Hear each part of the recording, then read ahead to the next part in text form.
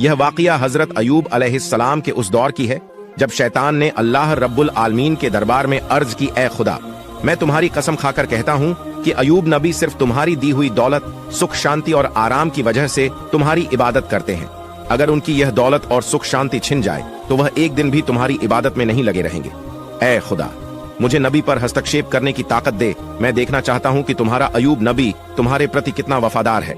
अल्लाह रब्बुल आलमीन ने शैतान को इजाजत दी और फरमाया, जाओ, तुम्हें अयूब पर हस्तक्षेप करने की ताकत दी जाती है, जैसे चाहो नबी को आजमा सकते हो। शैतान अल्लाह की दी हुई ताकत पाकर एक राहगीर का वेश धारण करके हजरत अयूब अलैहिस्सलाम के पास गया। उसने अपनी गरीबी जताई और कहा, हुजूर, मुझे कुछ दिन आपके घर रहने की इजाजत दीजिए। लेकिन हजरत अयूब अलैहिस्सलाम को उस पर शक हुआ, क्योंकि उसके शरीर से एक तीव्र दुर्गंध आ रही थी। नबी ने उसकी अर्ज ठुकरा दी और फरमाया, मैं तुम्हें कुछ पैसे देता हूं, तुम कहीं और जाकर रहने का इंतजाम करो। शैतान नबी के इस व्यवहार से बहुत नाराज हुआ और मायूस होकर चला गया।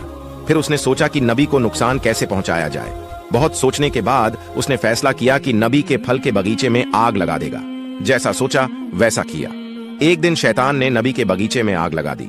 आग में कई फलदार पेड़ जलकर राख हो गए। बगीचे के कर्मचारी दौड़कर नबी के पास यह खबर लेकर पहुंचे। यह सुनकर हजरत अयूब अलैहिस्सलाम ने फरमाया, अल्हम्दुलिल्लाह, अल्लाह का दिया हुआ माल अल्लाह ने वापस ले लिया, इसमें मेरे चिंतित होने की कोई वजह नहीं। शैतान ने देखा कि इतने बड़े नुकसान के बाद भी नबी जरा सा भी विचलित नहीं हुए तो उसके दिल में जलन और बढ़ गई। उसने फिर सोचना शुरू किया कि नबी को और कैसे नुकसान पहुंचाया जाए। अगले दिन शैतान नबी के अस्तबल में गया और वहां आग लगा दी। आग तूफान की तरह फैली, जिससे सारे जानवर जलकर मर गए और कुछ गडेरिये भी आग में झुलस गए। बाकी गडेरिये यह खबर लेकर नबी के पास पहुंचे।